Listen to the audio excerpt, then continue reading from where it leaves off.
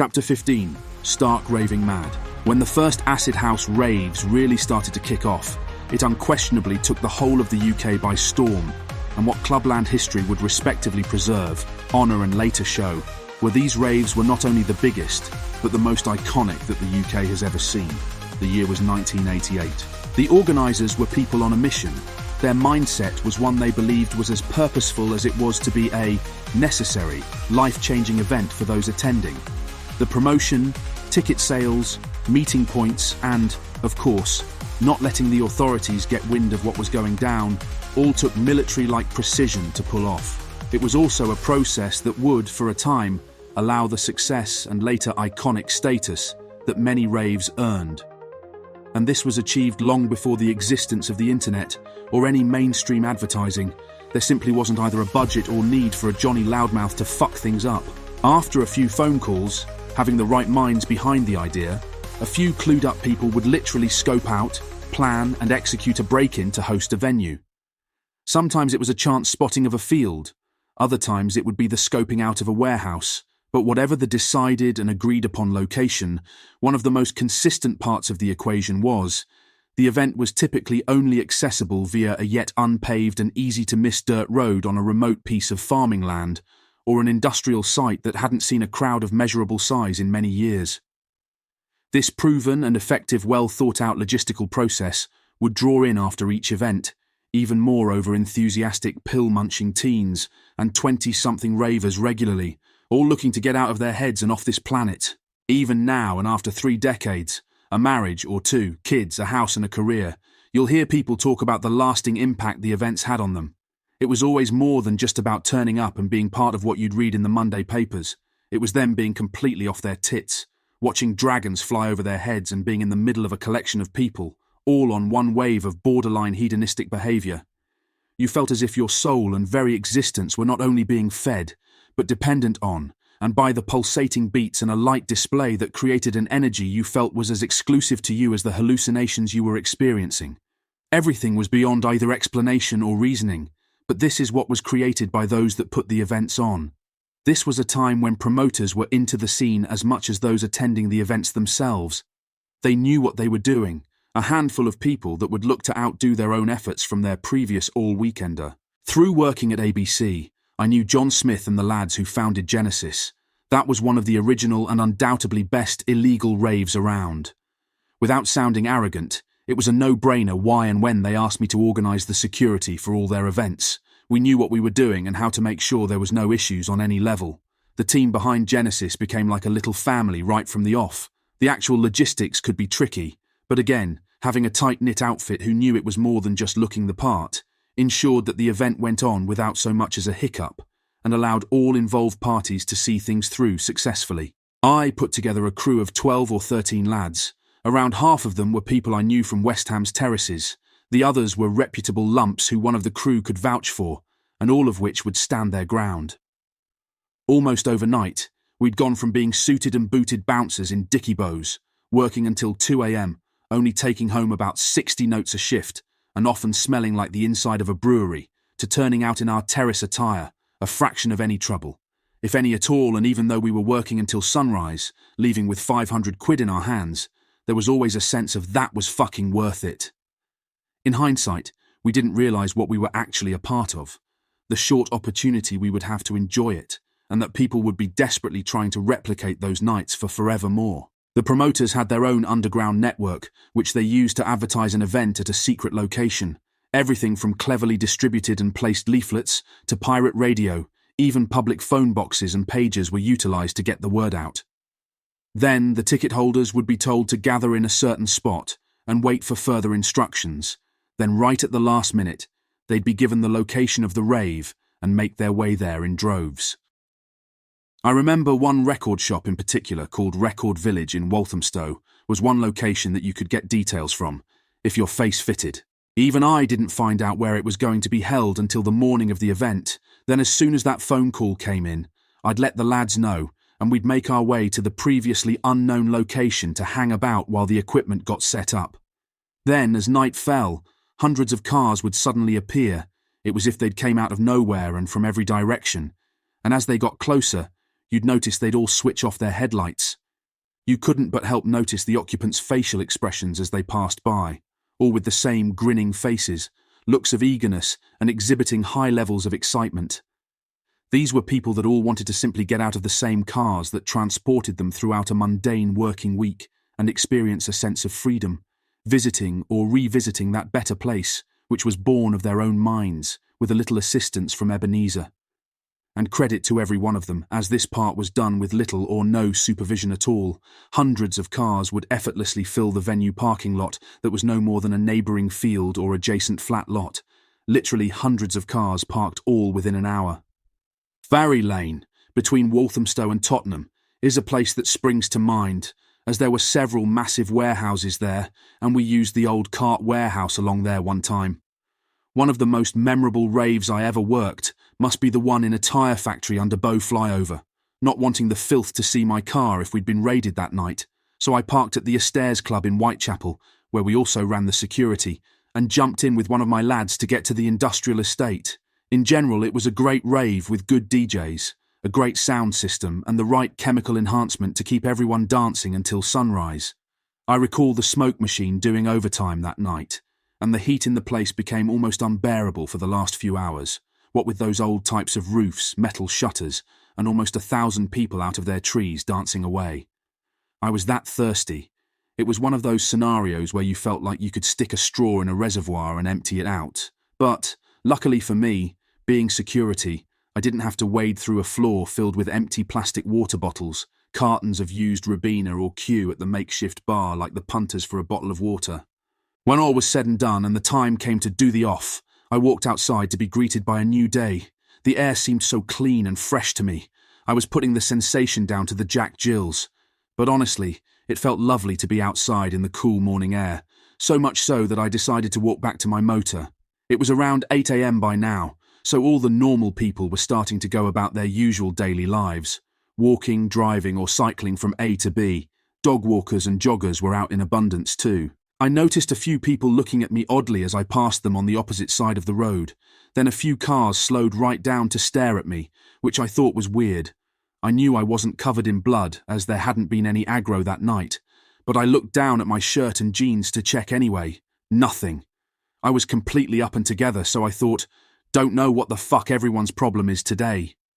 The looks and stares continued throughout my journey. One woman put her arms around her 2 kids, pulling them in closely to her as they stopped and stared at me. I had become like some sort of walking freak show. I felt as if I'd stepped out of the rave into a different place in time. I was now just a few minutes from the car, so I got my keys out at the ready. The 20-minute or so walk had started to feel like an hour, and I just wanted to get away from there and work out what had just happened. Up ahead, an old couple with their fresh loaf and morning paper were scurrying across the street to avoid me as though I was a mugger. I put the key in the door to unlock the car, wondering why I, a Londoner born and bred, was being treated like a leper as I strolled through my own manor. But as my arse hit the seat and my eyes met the rear view, all became abundantly clear in an instant. My face had been turned completely black. I looked like a fucking chimney sweep who hadn't seen the tin bath for a month. Long before aircon or heated screens were commonplace, you kept a cloth or a magic sponge to clear your misty screen. So I grabbed whatever I could and started trying to rub this muck off of me, but it was useless. Decades of brake dust and rubber from the old tyre factory had been liberated from the walls and roof of the building by body heat, moisture and disco smoke, and settled on the unwitting faces of almost 1,000 illegal ravers. I managed to get the majority of the stuff off of my eyelids, but when I blinked, I looked like a black and white minstrel driving along. It was blatantly obvious. I needed to get off the road quickly, so I went round to Denai's house and jumped in the shower. She was laughing her head off at me. "Look at the state of you. What on earth have you been doing, you silly fucker?" I must have stood in that shower, repeatedly washing myself for almost an hour. The black dirt just kept running off of my face, neck, and hair. When I was a young man, I rarely drank alcohol, maybe a pint here and there, but I wasn't a big drinker or drug taker. I was more into contact sports, working out and keeping fit. We've all heard those dramatic stories of life-changing events that instantly open a person's eyes to God, perhaps a near-death experience, a trauma or a like. They see a bright light, hear a calling, or have a feeling come over them like a wave. Then bosh. Their whole world changes in a split second, and they see life in a different light. Well, all of that is comparable to when I took my first pill and danced all night, even though I was actually working the doors in Stratford. It was as if I found another world, a better place hidden within our own world, a place that only the enlightened knew how to find. I could now see incredible beauty where I once only saw ugliness, light, and happiness where there was once only darkness. I'm reluctant to make a direct comparison to religion, but that really is the kind of impact it had on my life. As the ecstasy flowed around your body with an intense warmth, so too did the tunes. You became one with the music. You heard every single note and felt each vibration as if it were originating from within your very own heart. In the moment, you could almost fall in love with the very voice of a vocalist on a track. It was all about love. We brought thousands upon thousands of people together into a scenario that would usually see several fights a night and a couple of stabbings per month. Yet there was virtually zero risk of violence or aggression at all. It was like going to another planet for 10+ hours. The night my mate Muskie gave me that first E, there was a group inside from Poplar and another lot arrived that were all from Stratford. I knew they didn't mix, and there had been issues with these two groups in the past, so I thought I'd need to be on high alert as trouble would be imminent, but no. The first time I walked through, they were all hugging each other and dancing about. I couldn't believe my eyes. But there you go. A key difference between E and Coke is right there. Muskie had warned me to only take half of this pill. Heeding his warning, I gave the other half to Dave, and shortly after dropping them, we had 2 other bouncers swap with us for the front door, and we went down into the club. As I said, all the sensations around me were heightened. It felt great, but then I clocked this strobe light doing its thing to the beat of the track and I became fixated on it. Dave came next to me and yelled, "What the fuck are you doing, Carlton? Everyone's staring at us, let's go." I replied, "I can't, Dave. I can't fucking move." I honestly couldn't move my body to walk, nor could I stop staring into this blinding strobe light. Dave grabbed my arm to help me, but somehow we both stacked into a heap on the dance floor. Dave jumped up. I managed to stand, but still couldn't walk away from the strobe. "Carl, hold my hand. Fuck's sake, let's go." Dave was 6'4", and I was about 17 stone. So when he took me by the hand and led me through the crowd, you can just imagine what the punters were thinking of these 2 big bouncers floating across the dance floor hand in hand, can't you?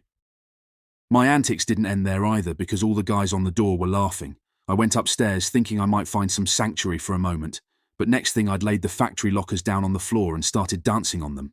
Hearing the noise, the lads all came up to see what was going on. "Come and dance on the stage with me, you lot. Come on, it's the bollocks up here." Everyone around me was almost crying with laughter, but I just carried on dancing on these lockers that I'd made into my very own stage. Madness. Once I had a taste for ease, and bear in mind I was getting paid to go and work as well. I couldn't wait for the next rave to come around. As well as the team working security, I used to have loads of my mates come as well. I think I just wanted them to share in the experience. I could not believe what a great time I would have, so I wanted them to come along and witness the sensations for themselves. And to be honest, that was the only way to truly understand the illegal rave scene. Being there, the number of people I helped through their first E was unbelievable. I still speak to several mates who have almost identical stories about their first E with me. That's why it had to be such an epic scene in the first film. One time, we were in a huge warehouse. It had 2 floors, and the promoters had kitted the place out with DJ equipment that would have rivaled the best licensed clubs of the time, with speakers, smoke, strobes, and lasers that seemed to be battering the walls.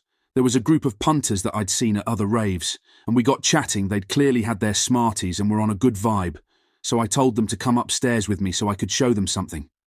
Once at the top of the stairs, they all stood in a line in front of me, waiting. I told them to turn around and look down over the railing, which they all did. It was an incredible sight that I'd introduced them to. 3,000–4,000 plus revelers having the time of their lives. Not one unhappy face, not a pair of still feet or arms in sight. They turned to me like I was a messiah or something, hugging and thanking me for what I'd shown them. Insane when I look back on it. By 1990, I wasn't double dropping pills. Sometimes I was taking 8 or 10 in a night. But there was one occasion when we were working security at Rain Dance, another famous party and always an excellent night, and the place was absolutely banging with about 8,000 people packed in, and it was here I took 12 of these pills called New Yorkers. Years later, one of the promoters took part in a documentary, which I believe is on YouTube to this day. He told a story from that night of how he was walking through thousands of ravers in search of his head of security, and there he was, this big, mean-looking lump in a tight vest, dancing about and hugging everyone around. The football terraces that had been my preferred playground for so long were starting to change. The pitch battles were easing off, the old Bill was starting to get a grip on things, and simultaneously, the rave scene was kicking off big style. I was soon to discover that decades of generational hatred between two parts of London, not to mention one of the biggest rivalries in terrace and hooligan history, was quickly fading away, and a new type of weekend energy was being introduced. So I was getting paid good money to enjoy myself, and a reflection of how things had changed, for the better, was the bank holidays at the town and tavern. This was run exclusively by one of Millwall's top boys, Jacko, along with his brother. The place would be full of Millwall's firm. No West Ham boys would really go there, until I walked in my denim dungarees and Reebok boots, not the Velcro ones, with a few of my pals to have a good time. So, there we were, a handful of West Ham getting out of our boxes with Millwall's top boys, sweating our nuts off, looking like hillbillies, dancing and hugging each other. Tell me something other than ecstasy that could have made that possible back in the day. Many people of a certain age would have heard of the M25 raves, and we provided security for scores of those. The location was ideal, as it was so easily accessible for ravers and easy to disperse in different directions when the sun came up. I remember seeing some of the newspaper headlines of the time, depicting farmers' fields left looking like aliens had landed and left crop circles, but it was thousands of ravers who had descended upon that spot to have a good time and out of the way of the rest of the world. One morning I woke up feeling the warmth of the sun on my face, but then I jumped up due to the feeling of sliding down. I looked behind me and saw cars pelting past me. I'd woken up on the bank down the side of an M25 crash barrier near the Gatwick airport, turning. We must not have realised that the field we took over that night was so close to the UK's biggest motorway. We'd had a marquee there and everything that night. I don't know how we didn't all get nicked for that one. New laws and bigger budgets were giving the police more capability to shut us down. It was a battle we were going to lose. You can't fight the biggest and most well-funded gang in the world, can you? On one occasion I arrived with a few of my security lads to watch over as the promoters entered the warehouse to get set up, but shortly after, and very conveniently timed, 4 van loads of gavers pounced on us out of nowhere. Thanks to that, I got nicked with a bag of some of the best E's I'd ever had down my sock. The illegal rave scene was never going to last forever, but I wish we'd have gotten a few more years out of it, to be honest. The old Bill started to catch up with us, whereas in the beginning, they were always 2 steps behind. I really believe that they must have been paying some snitches on the inside of the movement to get locations. Once the underground rave scene started to be hit hard by the law, we started to work the nightclubs instead, and I took up the spot as head doorman of Paradise Club, the first 24-hour rave venue, with a licence. From there, I took over the security at Ministry of Sound, which had only been open for about 6 months at that point, and no matter what kind of venue you put in that location, running the security there is always going to be a major juggling act, because it's on such a naughty manner, especially if you're a known ICF member. Standing on the front door in SE1 was risky, but I didn't give a fuck. I actually took the responsibility of the safety of all those thousands of people quite seriously, and that's where the juggling act came in. Faces and families from each corner of London and beyond would turn up to the ministry, and rather than be a cunt and try to stamp authority left, right and centre, I struck deals of mutual respect with most of the proper people that would come through. For example, there were some little firms that were outright banned from most clubs, but I'd speak with them, let them jump the queue, but in return, I required their best behaviour in the venue, and any issues with other firms should be dealt with away from the club. If it's one thing I learned and took away from the illegal rave scene, and necking countless bags of E's, it's easier to be a businessman than unnecessarily be a hooligan with a baseball bat. Like they say, you catch more flies with honey than you do with vinegar. I remember on more than one occasion I took a night off to go on a date, and much like when I was having a night off, enjoying a VIP area or quiet corner of the club, I'd still keep a radio with me in case of emergencies. See, I told you I cared about the other doorman and the safety of the punters. Several times a night I'd hear people going ape shit at the front door or pleading with the other bouncers. Just get Carlton up here, he knows us, or get Carlton, he'll sort this shit out. Now this happened on the regular, but one time in particular, it was late in the night, and the club was virtually full to capacity. We were turning scores of people away at the door, but this firm I knew turned up outside with some young ladies in tow, and when they found out the situation, one of them pulled out a massive wedge and held it out to me. I was earning well anyway, so I ushered him over to one of my guys, gave them the nod of approval, and they were in. Turned out there was $1,500 in that bung, so all the doormen went home double happy that night, with a little extra top-up on their wages and a free lesson courtesy of Carlton's School of Economics.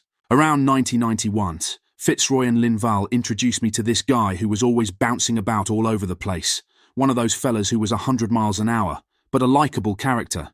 His name is Marvin Herbert. Marvin got himself barred from ministry by a club manager, but I was able to get him back in, provided he'd stay on his best behaviour.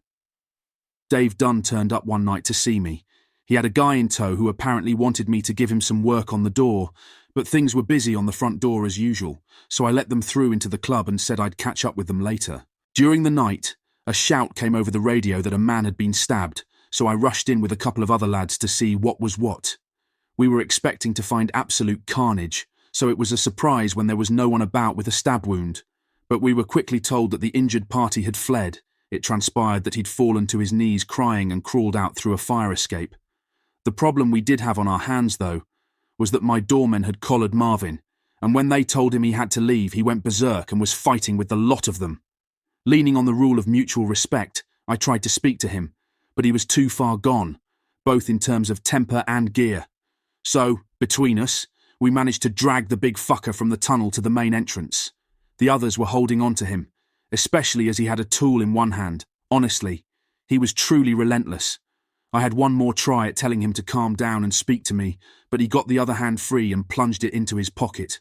I was not going to wait for a knife or a shooter to come out, especially not with this fella. Plus, enough was enough, and although I hadn't wanted it to come to blows between us, I had a responsibility.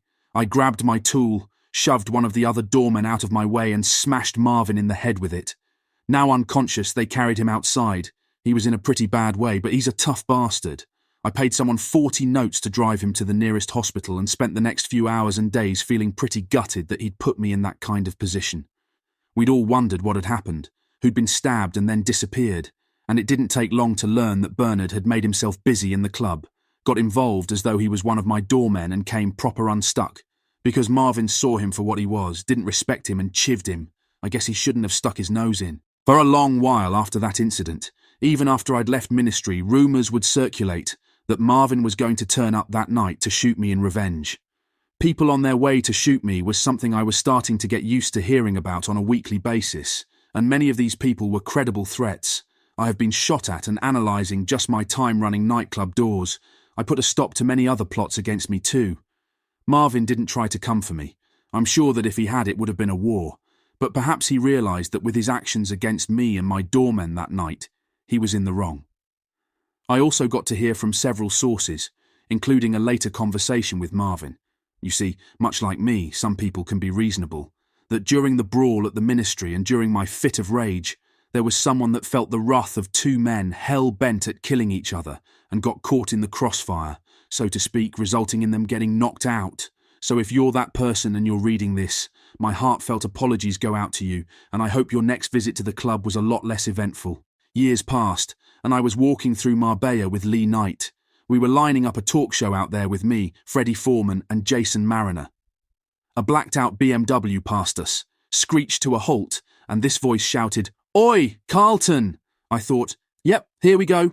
Marvin leant out of the motor and asked how I'd been, and we agreed we needed to meet up, just us two, to discuss past events, which we did. The next time I was in that area, I was on a bit of work for a certain Irish football chairman, and Marvin and I got together a couple of times with some other pals for the odd meal and nights out. I got a call saying that Marvin had been shot and it wasn't looking too good for him, so I went to the hospital, but due to the nature of the situation, the Guardia Civil wouldn't let anyone in, but by some miracle, Marvin eventually got discharged and came to meet us, hobbling along on crutches. He'd been shot 4 or 5 times, lost an eye and a bollock, but he was still in decent spirits, all things considered. He didn't know at the time, but I looked at him sitting there all patched up, talking and laughing, and I thought back to that younger version of him, relentlessly steaming around town, doing his thing and not giving a flying fuck. I thought, fucking hell, this bloke must have more lives than a cat. Back to present day, it's admirable how he's turned his life around and is trying to do good in the world. He's one of those people who can be described as like Marmite, love him or hate him, but I still say he's a lovable rogue. The story about Marvin is one prime example of meeting a person through Clubland and forming what is now looking like a lifelong friendship. I look back on my days on the doors as climbing the ladder, of course. That ladder was headed straight for serious criminality, but it was a steep learning curve, an opportunity to earn your stripes and make connections, some of which, like Marvin, who I just mentioned, would last for decades. That kind of level of mutual respect and shared experience is something I have with many people, and a lot of it stemmed from my time on the doors. I was no pushover, and I was far from a mug, and no matter who or what wanted to test or challenge me, I never backed down, and that stood me in good stead for the future.